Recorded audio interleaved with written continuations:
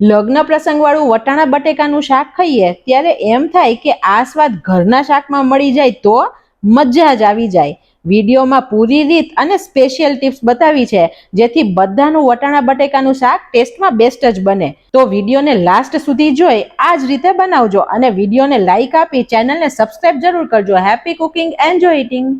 સૌથી પહેલા આપણે 300 ગ્રામ જેટલા બટેટા લીધા છે અને 150 ગ્રામ જેટલા વટાણા લીધા છે. ફ્રેન્ડ્સ, હંમેશા બટેટાથી વટાણાનું માપ અડધું રાખવાનું તો પ્રોપર શાક બનશે. બટેટાને કુકરમાં 4 વિસલ કરીને મેં બાફી લીધા છે અને એકદમ સરસ ઠંડા કરી લીધા છે. અત્યારે મેં તાજા વટાણા જ લીધા છે, ફ્રોઝન વટાણા નથી લીધા. બટેટાને આપણે થોડા મોટા ટુકડામાં સમારી લઈએ. 1 તીખું લીલું મરચું, 2 ટુકડા આદુ અને 2 ટમેટાની પેસ્ટ બનાવી લઈએ. આંખનો ભાગ આપણે કાઢી અને ટમેટાના મોટા ટુકડા જ કરી દઈએ છીએ.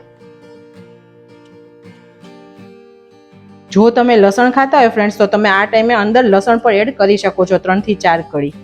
પાણી વગર જ આની પેસ્ટ બનાવીએ. પેસ્ટ અડધી ક્રશ થાય પછી આપણે અડધી ચમચી જેટલું લાલ મરચું ઉમેરીએ છીએ જેથી કલર સરસ આવશે. અત્યારે આ કાશ્મીરી લાલ મરચું લીધું છે. ફરીથી આપણે આને એકવાર બ્લેન્ડ કરીએ. ફ્રેન્ડ્સ, તમે જોઈ શકો છો કે આપણે પ્યુરીમાં લાલ મરચું એડ કર્યું તો આખી પ્યુરીનો કલર એકદમ મસ્ત થઈ ગયો છે. શાક વઘારવા માટે આપણે અત્યારે એક પેન લઈએ છીએ અને ગેસની ફ્લેમ એકદમ સ્લો રાખી છે.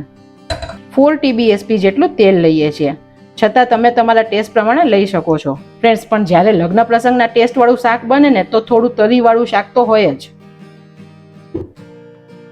1/4 ચમચી જેટલી જ રાઈ એડ કરીએ છીએ. ફ્રેન્ડ્સ, આ શાકમાં રાઈ ઓછી અને જીરું થોડું વધારે નાખવાનું. રાઈ થોડી થાય પછી 1 ચમચી જેટલું જીરું એડ કરીએ છીએ. 1 તમાલપત્ર છે જેના 2 ટુકડા કરી દઈએ. 1 સૂકું લાલ મરચું છે તેના 2 ટુકડા કરીએ જેથી બી નીકળી જાય. ફ્રેન્ડ્સ, લાલ મરચામાંથી બી કાઢી નાખવાના કેમ કે બીને લીધે આપણને ઘણીવાર એસિડિટી થાય. 8-10 લીમડાના પાન નાખીએ છીએ. 2 પિંચ જેટલી હિંગ એડ કરીએ. 1/4 ચમચી જેટલી હળદર એડ કરીએ જેથી તેનો કાચો સ્વાદ ના લાગે. અને વટાણા એડ કરીએ. વટાણા ચડતી વખતે બિલકુલ ફીકા ના રહે તેની માટે 1/4 ચમચી જેટલું મીઠું એડ કરીએ છીએ. ફ્રેન્ડ્સ, અત્યારે આપણા વટાણા કાચા છે તો આપણે તેને ચડવા દેવા પડશે, તો આપણે પહેલા આવી રીતે વઘારી અને 2 થી 3 મિનિટ માટે તેને થવા દઈએ. 2 મિનિટ પછી આપણે ખોલીને ચેક કરીએ. એકવાર હલાવી લેવાનું જેથી તળિયામાં તે ચોટી ના જાય. હજુ તેનો બધો કલર ફર્યો નથી. ફ્રેન્ડ્સ, કલર ફરશે ને તો પણ ખ્યાલ આવશે ને તમે દબાવીને જોશો ને જ્યારે તો પણ ખ્યાલ આવશે કે હજુ કડક છે, તો હજુ વટાણાને આપણે થવા દઈએ બીજી 2-3 મિનિટ. બીજી 2 થી 3 મિનિટ થઈ ગઈ છે. આપણા વટાણા સરસ ચડી ગયા છે અને તમે જુઓ તેનો કલર પણ ફરી ગયો છે. આપણે વટાણાને 70 થી 80% જ ચડવા દેવાના છે. હવે જે ટમેટાની પેસ્ટ બનાવી તે એડ કરીએ. ફ્રેન્ડ્સ, આ પેસ્ટથી ટેસ્ટ એટલો મસ્ત આવશે શાકનો. અને ફ્રેન્ડ્સ, જ્યારે લગ્ન પ્રસંગમાં શાક બને છે ને ત્યારે આ રીતથી જ બને છે. અને આપણે આ વટાણાને પારબોઇલ કરીને પણ ફ્રેન્ડ્સ નાખી શકત, પણ જ્યારે વટાણા બફાય છે ને ત્યારે અંદર ફીકાશ થઈ જાય છે. અને જ્યારે તમે આવી રીતે તેલમાં તેને સાતડીને બનાવશો ને તો વટાણાનો સ્વાદ એકદમ સરસ લાગશે. કુકરમાં પણ આ શાક 5 થી 10 જ મિનિટમાં બની જશે, પણ આ શાકનો સ્વાદ કુકરવાળા શાક કરતાં બમણો થશે. હવે આપણે તેમાં મસાલા કરીએ. આપણે મરચું નાખ્યું છે તો અત્યારે અડધી ચમચી જેટલું જ મરચું એડ કરું છું, પછી જોઈએ તો ટેસ્ટ કરીને નાખી શકાય. બીજી 1/4 ચમચી હળદર એડ કરીએ છીએ અને 1/2 ચમચી જેટલું ધાણા જીરું પાવડર એડ કરીએ છીએ. ધાણા જીરુંનો સ્વાદ આ શાકમાં ખૂબ સરસ લાગે છે. હવે આ પેસ્ટને ટમેટાની કચાશ દૂર થાય ત્યાં સુધી સાતળવાની છે. આપણે ટમેટા પછી એટલા માટે એડ કર્યા, જનરલી શું કરતા હોય છે કે તેલમાં જ્યારે ગ્રેવી એડ કરવાની હોય ને તો વઘારમાં જ એડ કરીએ છીએ ગ્રેવીને. અત્યારે આપણે વટાણા કાચા હતા, તેને ચડવા માટે જો પહેલેથી ટમેટા એડ કરી દઈએ ને તો વટાણા ના ચડે. એટલા માટે ખટાશ હંમેશા કોઈ પણ વસ્તુ ચડી જાય ને પછી જ એડ કરવાની તો શાક પ્રોપર બને. ફ્રેન્ડ્સ, આ બધી ટિપ્સ આપણને બધી જ રસોઈ માટે કામ આવે ને તેટલા માટે આપું છું. 3 થી 4 મિનિટ જેટલો સમય થઈ ગયો છે અને ફ્રેન્ડ્સ તમે જુઓ તેલ પણ છૂટું પડી ગયું છે અને ગ્રેવી છે તે પણ સરસ સતળાઈ ગઈ છે. તો હવે આપણે તેની અંદર બટેટા એડ કરીએ છીએ.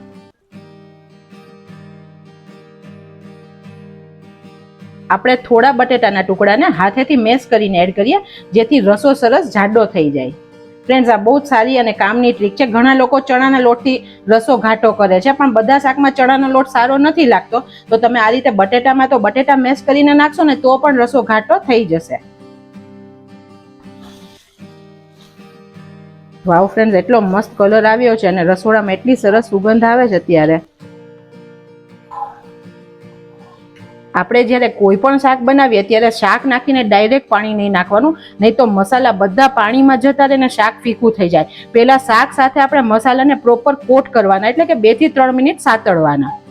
ફ્રેન્ડ્સ, આ બધી જ નાની નાની બાબતથી આપણી રસોઈ હંમેશા પરફેક્ટ બને.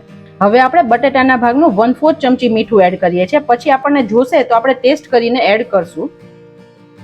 1/4 ચમચી ગરમ મસાલો એડ કરીએ છીએ. હવે આપણા બટેટા સરસ મસાલાથી કોટ થઈ ગયા છે. તમે જોઈ શકો છો તેનો કલર પણ હવે વ્હાઈટ નથી રહ્યો. હવે આપણે તેની અંદર પાણી નાખીએ છીએ. તમારે શેની સાથે ખાવું છે, રોટલી, પૂરી, પરોઠા, ભાખરી, તો તમારે રસો તે પ્રમાણે રાખવાનો. અને જો ભાત સાથે ખાવાનું હશે તો રસો વધારે જોશે. અને તમારે તરત જ શાક ખાવું છે તો પણ રસામાં વેરિએશન આવશે. તો રસો તમે તમારી રીતે કરી શકો છો. અત્યારે હું 1 ગ્લાસ જેટલું પાણી એડ કરું છું. એપ્રોક્સ 200 ml છે. અને ફ્રેન્ડ્સ, બટેટાનું શાક જ્યારે જો પડ્યું રહેશે ને 1 થી 2 કલાક તો બધો રસો શોષી લેશે. તો તમારે તે રીતે રસાનું પ્રમાણ રાખવાનું. આ ટાઈમે તમે મસાલા ટેસ્ટ કરી શકો છો. તમને કોઈ પણ મસાલો પ્લસ કરવો હોય તો તમે આ ટાઈમે કરી દેજો, તો શાકમાં સરસ મિક્સ થઈ જશે. ફ્રેન્ડ્સ, ગુજરાતી અને લગ્ન પ્રસંગનું વટાણા બટેટાનું શાક છે તો તીખાસ, ખટાશ ને ગળપણ બધું રહેવાનું. તો આ બધા ટેસ્ટને બેલેન્સ કરવા માટે 1 ચમચી જેટલી ખાંડ એડ કરીએ છીએ. ફ્રેન્ડ્સ, બટેટા બાફ્યા ને ત્યારે મેં તમને ઠંડા થઈ જાય ને તેવું કીધું હતું કે પછી શાક બનાવવાનું.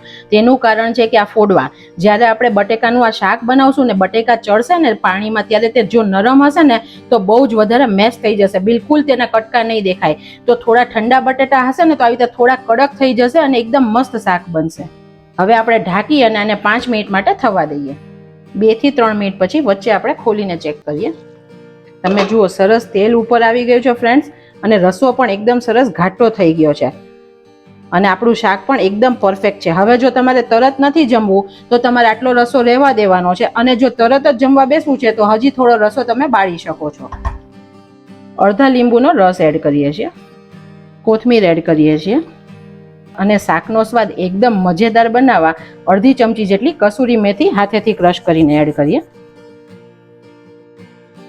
અન્નપૂર્ણા માની કૃપાથી આપણું બેસ્ટ શાક બનીને રેડી છે.